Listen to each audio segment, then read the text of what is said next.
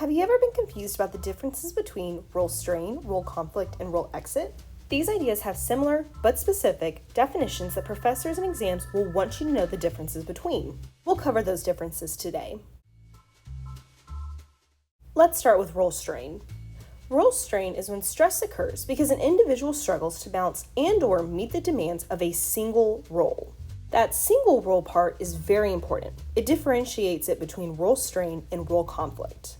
An example of role strain would be a student struggling to balance all the roles that are expected of them, such as studying, doing homework, working in group projects, doing their flashcards, and tutoring. I'm sure many of you can understand. What's important to notice here is that all this stress is because of one role, the role of a student.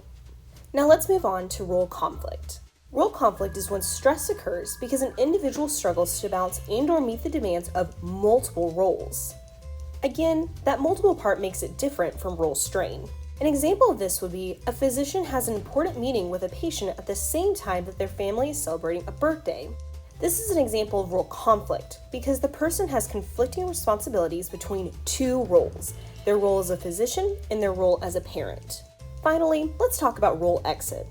Role exit is when an individual leaves a role that was important to them at one point in time. A classic example of this would be when a student graduates from their university and moves into the corporate world. They've left their role as a student and moved into a new role as a working adult. And that's it. Now you know the differences between role strain, role conflict, and role exit. Here's a quick guide to see the major differences side by side.